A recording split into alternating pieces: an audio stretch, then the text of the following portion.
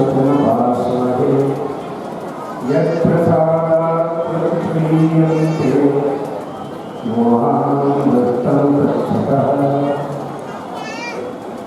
श्रीराम जय राम जय जय राम।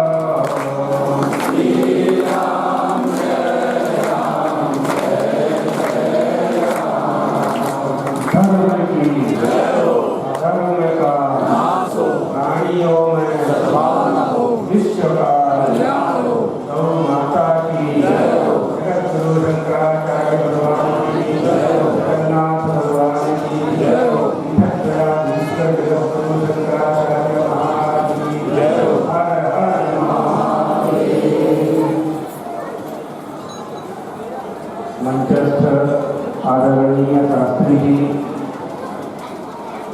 ब्रह्मचारी ब्रह्म विद्यानंद जी, निर्विकल्प स्वरूप जी, हमारे क्षेत्र के विधायक MP प्रजापति जी, देवियों सदैव। सनातन धर्म में दो ही तत्व प्रधान हैं, एक धर्म, दूसरा ईश्वर। धर्म साधन है और ईश्वर साध्य है।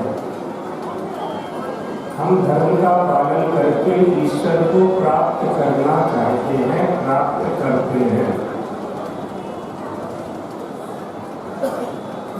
यह साधन के द्वारा साध्य को प्राप्त करना कब फलवान होता है? जब हम निष्काम भाव से धर्म के माध्यम से साध्य को प्राप्त करना चाहते हैं, अर्थात ईश्वर को प्राप्त करना चाहते हैं। निष्कामता क्या है? आप देखिए, भगवान जगन्नाथ जी की रथ यात्रा प्रारंभ हुई। ग्रामवासियों ने, श्रीनगर ग्रामवासियों ने, परमंती गंगा आश्रम वालों ने, जगन्नाथ मंदिर वालों ने किसी भी गांव में निमंत्रण नहीं भेजा।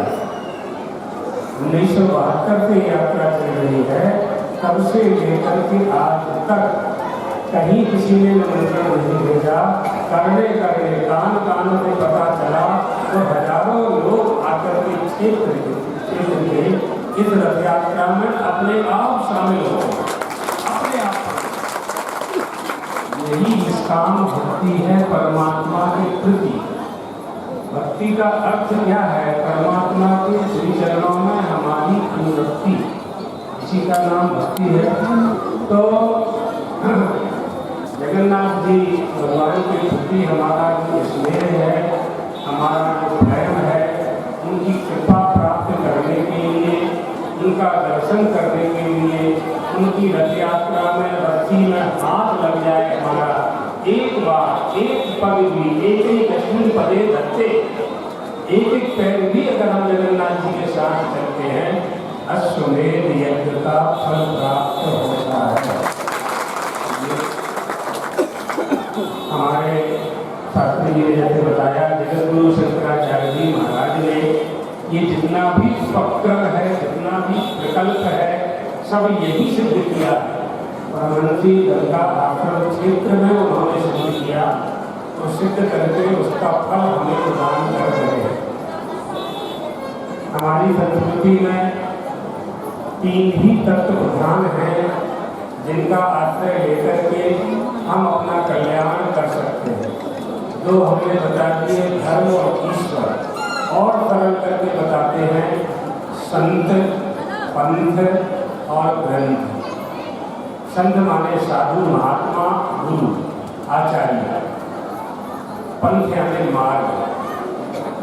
किस मार्ग पर हम चले, कौन से मार्ग को हम ग्रहण करें? बहुत से वेद हैं, बहुत से शास्त्र हैं, बहुत सी रामायण है, बहुत से ग्रंथ हैं, 18 पुराण हैं, 18 पुराण हैं। किसको हम पढ़ें और किसके अनुसार हम अपना जीवन यापन करें? इसके लिए कहा नहीं, आप धर्म में पड़ जाइए, सपंथा, आपके पूर्वज, आपके माता पिता, उनके माता पिता, उनके माता पिता जिस कुलदेवी कुल देवता की पूजन करते रहे हैं वही आपको करना है। यही हमारी परंपरा है। ये नास्यो पितरो याता, ये याता पिता महा। उसी मार्ग पर हमें चलना है जिस पर हमारे सयाने गए हैं। उसी मार्ग पर चलना है जिस मार्ग पर का निर्देश हमारे गुरु ने हमको दिया। आप देखिए मार्गदर्शक कौन होता है? जगन्नाथ जी की अभी ब्रह्मचारी विद्यानंद जी ने कहा, नयन पथगामी भवतु मे। हे जगन्नाथ भगवान, प्रार्थना की जा रही है इसमें कि आप हमारे दृष्टिगोचर बन जाइए। हमारी आंख कहीं हमको ले जाती है ना, आप कहाँ जाते हैं? आपके पैर, आप कहीं नहीं जाते हैं, आपके पैर आपको ले जाते हैं। इन पैरों को रास्ता कौन दिखाता है? हमारी आंख दिखाती है। अगर कोई ये कहे कि नहीं हमें तो मोतियाबिंद है, दिखाई नहीं पड़ता है, तब भी हम अपना काम कर लेते हैं, उसके जो अंदर के चक्षु है ना, आप समझते हो कि ये आँख है, ये आँख नहीं है, ये आँख का गोलक है, आँख तो इसके अंदर है। तो जिसके आँख में तकलीफ है उसके अंदर के गोलक तो काम कर, अंदर की अतीन्द्रिय तो काम करती ही है। तो वह अतीन्द्रिय भी हमें हमारे चलने में, हमारी दिनचर्या में सहायक हुआ करती है। हमारी कर्मेंद्रिय अच्छा शब्द सुने, हमारे नेत्र अच्छा देखें, हमारी रचना, हमारी जीभ, हमारे हाथ अच्छा काम करें। आँखों का काम है आदान प्रदान करना, पैरों का काम है गमन करना, नेत्रों का काम है दर्शन करना, कर्णेंद्रिय का काम है श्रवण करना। हे जगन्नाथ स्वामी, हमारी 5 ज्ञानेंद्रियाँ, 5 कर्मेंद्रियाँ हमेशा ये सन्मार्ग पर ही हमको ले जाते हैं। आपकी इंद्रियाँ ही आपको ले जाती है ना कहीं न कहीं। आप कहाँ जाते हैं? आपको ले जाने वाला कौन है? इन इंद्रियों को सन्मार्ग पर चलाने का उपदेश कौन देता है? जो उपदेश देता है उसका नाम है गुरु। हमारे सदगुरु भगवान ने, गुरुदेव ने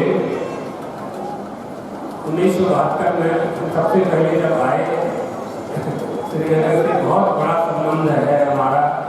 सबसे पहले हमारी नियुक्ति यही हुई जगन्नाथ मंदिर में। 1972 में महाराज जी चातुर्मास करने के लिए जा रहे थे वाराणसी, और यहाँ सफाई हो रही थी और पाठशाला में हमारा नाम लिखा जाना था। तो महाराज जी ने इनको बुलाया, शास्त्री जी को, और महाराज जी से हमने अपना परिचय दिया। महाराज जी ने कहा कि इसको भर्ती कर लेना। इन्होंने कहा कि अभी तो जगदीश मंदिर की यात्रा है, चलो वहाँ चलते हैं जगन्नाथ जी मंदिर।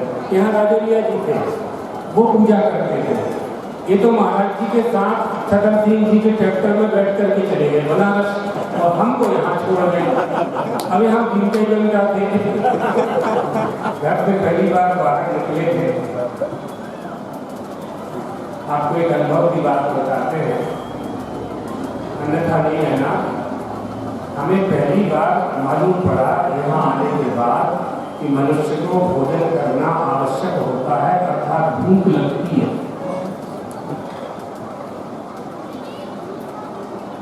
ऐसे क्षेत्र में गुरु जी के समय क्या परिस्थिति रही होगी, आप कल्पना नहीं कर सकते। हमारे जो वरिष्ठ ब्रह्मचारी हैं, जो लोग रहे, उनकी क्या स्थिति रही होगी। हमें पहली बार अनुभव हुआ। आप लोगों के घर में भूख लगने से पहले ही माता बहनें दे देती है ना भोजन, तो भूख कहाँ लगती है? नहीं समझ में आया ना? भूख कहाँ लगती है? और ये उस समय सर्वप्रथम प्रधानाचार्य थे, प्रधानाचार्य जो शास्त्री जी, तो इन्होंने कभी अपना भोजन अलग से नहीं बनवाया। हम 20 विद्यार्थी थे, 20 विद्यार्थियों का जो भोजन बनता था उसी में हम लोगों के साथ में बैठ कर ही खाते।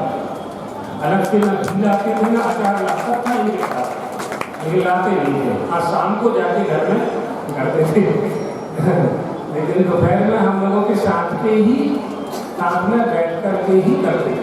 उस समय महाराज जी जब यहाँ आए तो श्रीनगर, उमरिया, तलवारा, नलवारा, गौरतला सैकड़ों गांव के लोग यहाँ श्रमदान करके इसमें भरी हुई थी मिट्टी और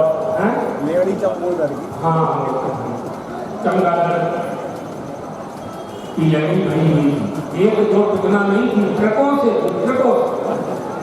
खूब साफ करवाया गुरुजी को, तो यहाँ बैठे रहे कई दिन तक। और फिर जगन्नाथ जी भगवान की स्थापना हुई, महाराज जी चले गए बनारस, ये भी चले गए और हम थे और एक बेटू का लड़का था दिनेश था, हाँ नहीं रहा होगा, तो दोनों हम लोग उनके सेवा में रहते, बड़ा काम करवाते थे। वो कहते दो बदलाव को सब करना पड़े, भगवान की सेवा उन्हीं की कृपा। तो जगन्नाथ जी की कृपा से, गुरुदेव की कृपा से आज यहाँ आप लोगों के बीच में, आप लोगों के प्रेम के कारण, कहने का मतलब क्या है, भगवान किसी का रखते नहीं है, भगवान किसी का रखते नहीं है, क्योंकि हमारे आपके दो हाथ हैं और उसके चार हाथ हैं। दो हाथों से यहाँ जिन लोगों ने सेवा की है वो चार लोगों से सेवा का फल देता है। ये और ये ज्ञान, सेवा करने का ज्ञान, सेवा करना चाहिए ना, भगवान की सेवा करनी चाहिए, ये गुरु बताते हैं। गुरु को यही कल ने कहा था वचन में, जो ईश्वर महादेव के पाठोत्सव में, गुरु को यदि मनुष्य मानोगे तो मनुष्य के गुण और दोष आप में आएंगे। गुरु को अगर आप भगवान मानोगे, गुरु मनुष्य नहीं है, गुरु एक तत्व है। अनुग्रह एहि चरन्ति नूनम भूताय भव्याय जनार्दनस्य। विदुर जी ने पूछा कि भगवान ये मनुष्यों का कष्ट कैसे दूर हो, तो उन्होंने कहा कि भगवान के रूप में आप जैसे महात्मा जब तक धरती पर भ्रमण करते रहेंगे मनुष्य को कष्ट होगा ही नहीं। अनुग्रह चलते रहे, अनुग्रह करने के लिए ही आप चलते रहते हो। किसी का मैत्रेय भगवान तो गुरु एक करते हैं। हाँ, गुरु को अगर हमने मनुष्य माना तो मनुष्य में जो दोष होते हैं उन दोषों के प्रति हमारा मन भी वहाँ जाने लगेगा। इसलिए भगवान के रूप में ही हम गुरु को हमारी संस्कृति में स्वीकार किया गया है। इसलिए प्रार्थना करते हैं गुरु ब्रह्मा गुरु विष्णु। और इसके ऊपर की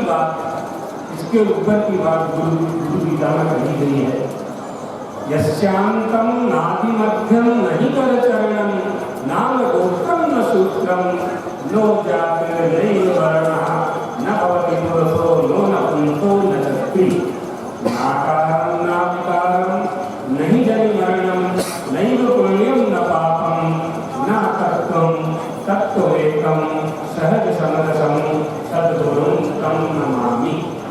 हमारा गुरु कैसा है?